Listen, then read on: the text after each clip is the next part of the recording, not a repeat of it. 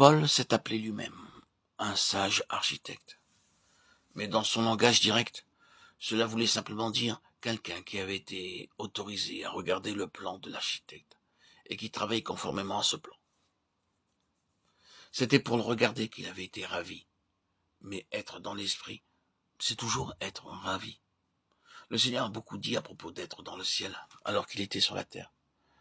Le Fils de l'homme qui est dans le ciel, Jean 3,13, le Fils ne fait que ce qu'il voit faire au Père.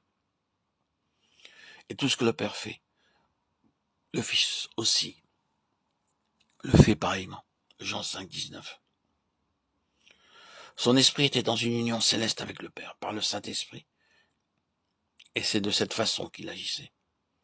C'est une chose de prendre même la Bible comme un manuel, un système de vérité, d'enseignement, de pratique et d'ordonnance.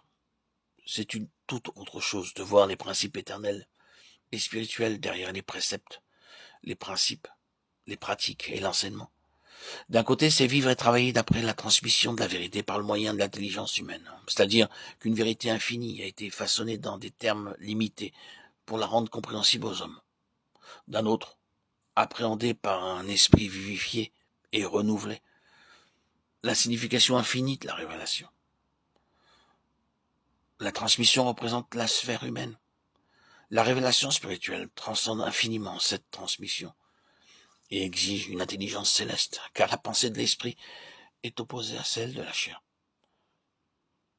Seuls ceux qui sont devenus un avec le Christ, élevés dans les cieux, ont sa pensée et peuvent le servir efficacement. De bien des manières dans toute la Bible, et spécialement dans le Nouveau Testament, l'accent est mis sur le fait, la nature et le besoin de l'union avec Christ monté au ciel. Il est monté avec les clés de l'autorité en sa possession. Comme homme et pour l'homme, il a arraché la domination au prince de ce monde. Il a été reçu en haut comme un puissant vainqueur.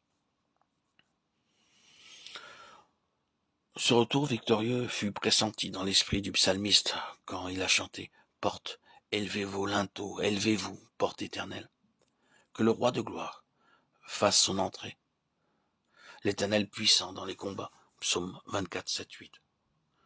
S'il est vrai que Christ a mis notre humanité, qu'il a racheté, purifié et sanctifié dans le trône même de Dieu, et qu'il est en train de reproduire cette union corporative de lui-même avec nous, et de nous-mêmes avec lui dans l'Église qui est son corps, alors l'union dans l'ascension signifie que maintenant nous avons une place dans le lieu de sa souveraineté.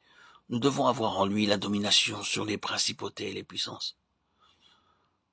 La façon la plus sûre d'établir cette domination est que sa souveraineté fonctionne par le moyen de son corps et de tous ses membres. Cette souveraineté est destinée à fonctionner